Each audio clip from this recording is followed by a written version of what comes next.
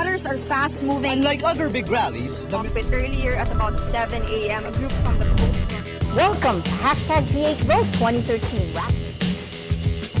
Today on Rappler, the Commission on Elections orders 422 officials to leave their post until they file their election contributions and expenses.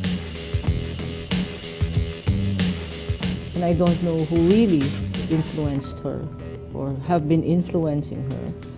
It did not seem likely that she was going to tell the truth. Will Lim-Napoles tell the truth? Not likely, says her former counsel. And Pope Francis is Time Magazine's Person of the Year.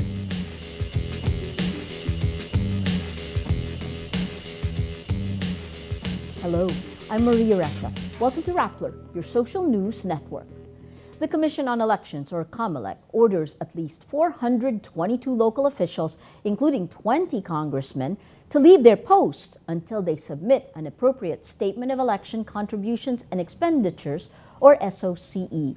Comelec Chair Sixto Brillantes says these officials either failed to submit on time, failed to personally sign the document, or did not use the prescribed form. A Philippine Center for Investigative Journalism report says the poll bodies list includes 169 officials from the Liberal Party and 44 from the National Unity Party allied with the ruling party. 39 candidates came from the Nacionalista Party, 31 from the Nationalist People's Coalition, 29 from the opposition United Nationalist Alliance, and 17 from Lakas CMD. 33 of the violators were independent candidates. Among those asked to step down are Pampanga Representative Gloria Arroyo, Muntinlupa Representative Rodolfo Biazon, Batangas Governor Vilma Santos, Pasay City Mayor Tony Calixto, and Pangasinan Governor Amado Espino. Brillantes says, "We're just complying with the law. They are aware of this, but they do not follow the law." The officials will be reinstated to their offices once they comply with the proper filing of SOCEs. Republic Act 7166 says all candidates, winning or losing, have to submit their SOCEs 30 days after the polls. An election lawyer says Comelec does not have the authority to unseat elected officials based on deficiencies in their SOCEs. Lawyer George Garcia says Comelec has authority over elected officials only in relation to pending cases or petitions prior to election, including disqualification charges and electoral protests. But he says Comelec's jurisdiction ends once candidates are proclaimed and are serving. In letters sent to Interior Secretary Mar Rojas and House Speaker Sonny Belmonte, Comelec cites Section 14 of Republic Act 7166. But Garcia says the provision, quote, speaks only of administrative fines for those who did not file SOCE. Garcia adds those who did not file reports and assume their posts may be disqualified in the next elections. Belmonte also says removal from office is a harsh penalty, adding Comelec is, quote, overacting when it issued the orders. Some officials also say the poll body should have checked its record-keeping system and sent prior notices before issuing the order. Malacanang on Thursday announces the resignation of Communications Secretary Ricky Carandang, which will take effect December 31. Presidential spokesperson Edwin Lacerda does not provide a reason for the resignation, but only says Carandang, quote, wants to return to the private sector. Carandang was a stockbroker who spent a decade in the business sector before becoming a journalist. He left his media job in 2010 to join Aquino's administration. Undersecretary Manuel Quezon III will oversee the operations of the Presidential Communications Development and Strategic Planning Office. Lacerda also announces another change in Aquino's cabinet, the appointment of former Finance Undersecretary Sonny Sevilla as Customs Commissioner. Sevilla replaces Rufi Biazon, who resigned earlier this month. The Senate will not drop its investigation into alleged pork barrel scam mastermind Janet Lim-Napoles, this time focusing on the supposed loss of 900 million pesos intended for typhoon victims. Senate Blue Ribbon Committee Chair T.G. Gingona says his panel's investigation into Napoles will continue next year. Napoles faces plunder complaints for several corruption scandals involving high-ranking government officials. In the multi-million peso pork barrel scam, she's accused of conniving with lawmakers to siphon their pork barrel to her fake NGOs. In the Malampaya Fund scam, the 900 million peso allocation of the Department of Agrarian Reform, or DAR, was allegedly channeled to her NGOs. After resigning as the lead counsel of Janet Napoles, lawyer Lorna Kapunan says she's concerned about her former client and the legal strategy she's adopting. Kapunan resigned in October ahead of Napoles' Senate testimony because of differences in strategies with a collaborating counsel. During Napoles' appearance at the Senate, the alleged pork barrel queen was evasive, denying all accusations and deflecting senators' questions. Kapunan now says it did not seem likely that Napoles would tell the truth because of, quote, many influences. It was not later, it would seem, because of the many influences. And I don't know who really influenced her or have been influencing her. It did not seem likely that she was going to tell the truth. I had explained the idea of Senator Miriam on a perpetuation of testimony. Yes. And I don't know if it was understood, but that was not going to happen. I'm more concerned about her now, because there does not seem to be any concerted legal effort at giving her solid advice. I had said that she is in a peculiar point in history where she can play a pivotal role, either as the worst villain or the best hero this country can have. Already we should credit. In previous interviews, Kapunan said Napoles was the scapegoat of politicians who misused their pork barrel. She adds, Napoles was unfairly portrayed as the face of corruption. I still feel that she is key. And I keep saying publicly that it would be well for the state to consider her as a real whistleblower. And in the middle of this pera natin yan, and the calamities going on, and the rising cost of education, power, and all that, came a Napoles. And she became the logical, people need a face for their enemy. It is easier to fight an enemy with a face. And sadly, she became that face, and so did I.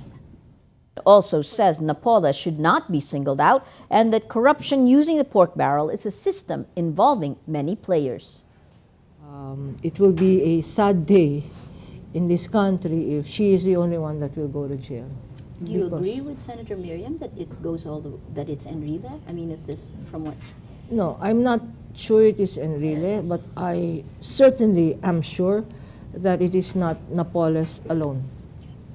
That it goes, that it is a whole scheme where even the minions in government perpetuate it. Hindi naman gagalaw yan pag walang. Time magazine names Pope Francis as its Person of the Year for 2013.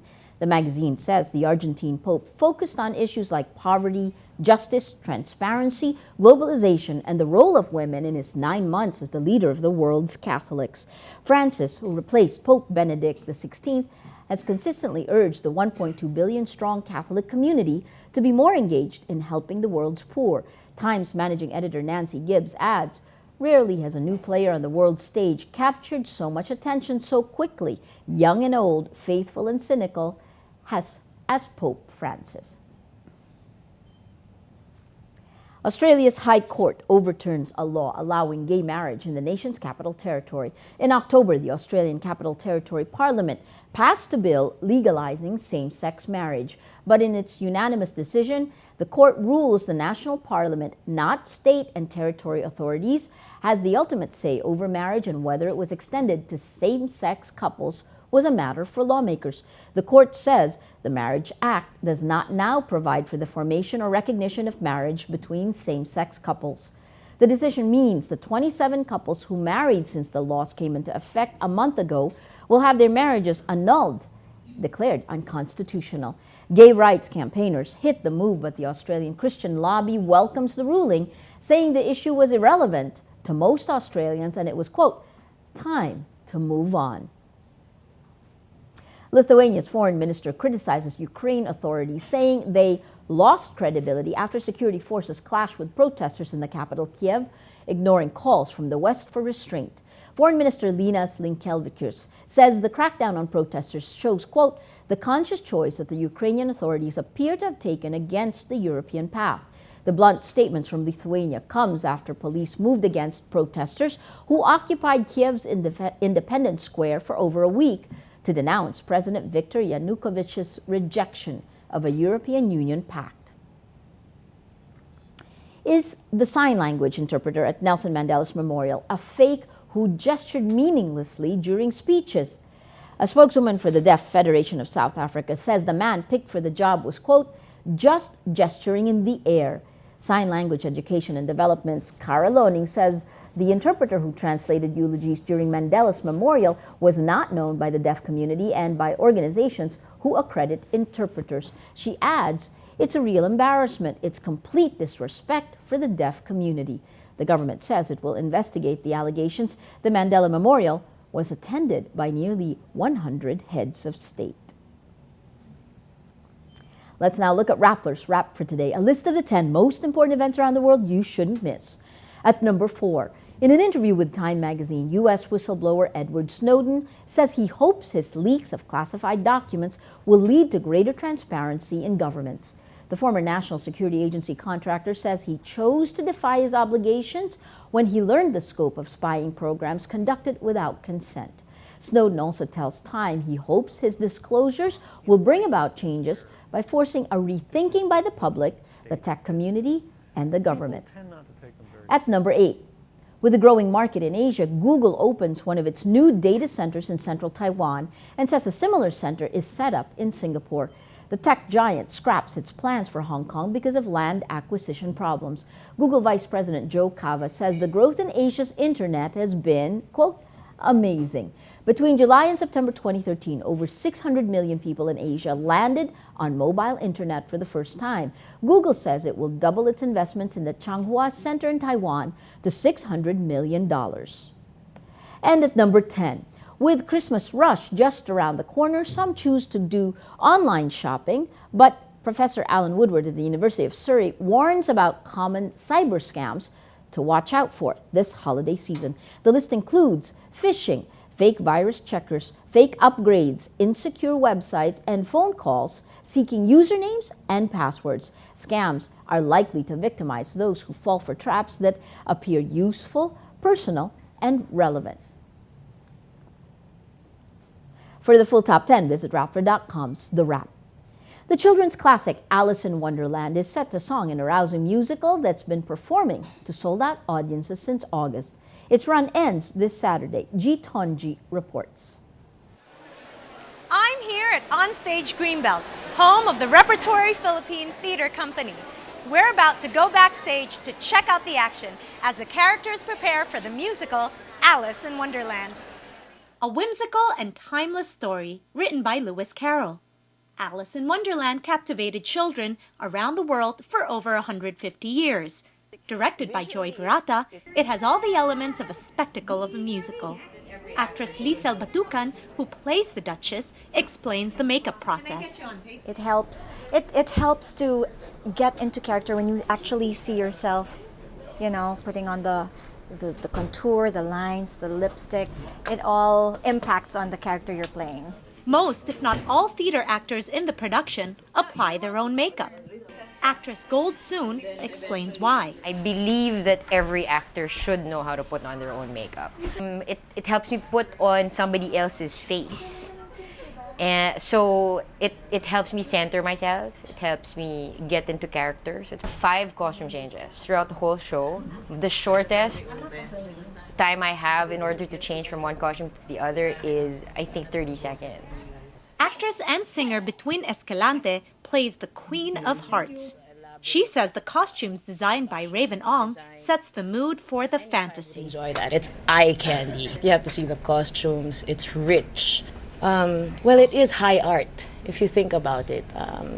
It's not the usual Wonderland. Joel Trinidad, who plays the Mad Hatter, says the set by Gino Gonzalez is a sight to behold. The concept of the set designer is Japanese origami. So everything is like, it looks like folded paper. It's a very, very visually stunning approach to set design, and I really like it. I think people are going to be blown away by it. Daniel Gana, who plays one of the Alices, says the musical is about living life to the fullest. Alice in Wonderland is trying to show audiences, children and adults alike, that we shouldn't take our everyday life for granted. We should enjoy all the little things, and we should always be in complete state of wonder of everything around us. Rabbit hole. Thank you. Thank you. Number 2. This is the story of Alice, Alice in Wonderland. The elaborate makeup process, the colorful costumes and sets, and the months of rehearsals guarantee a fun night for children and adults alike. Make your way to the theater, or else, as the Queen of Hearts puts it, it's off with your head. Jitanji, Rappler, Manila. Every story on Rappler has a mood meter, which gives you 8 emotions to choose from. Click how you feel, and your vote comes down to the mood navigator in the middle of the front page. That crowdsources the mood of the day. It also gives you the top 10 stories that have affected our readers and our viewers the most emotionally. If you take a look, these 10 stories have gotten the most number of votes on their mood meter. One of today's top story, Comelec to 422 officials leave office. Interestingly, take a look, 5% angry, 14% amused, 68% happy, and this green, 4% inspired. That's picking up the mood of the story that's gotten the most number of votes. It's a piece by Kia Season. It's Is That Bakla After You? If you take a look here, it's the fear of the predatory gay man is the closest men will get to the fear constantly felt by women who have to fight off unwanted advances daily. And how does it break down? 1% angry, 1% afraid, 7% annoyed, 20% amused, 12% happy, and 58% inspired. That green bringing out the mood of the day. Today, most people are inspired. That is Rappler's Newscast for today, Thursday, December 12, 2013. Visit Rappler.com and watch our newscast Monday to Friday. Tell us how you feel on our mood meter and help us crowdsource the mood of the day. I'm Maria Ressa. As we say at Rappler, tomorrow begins today.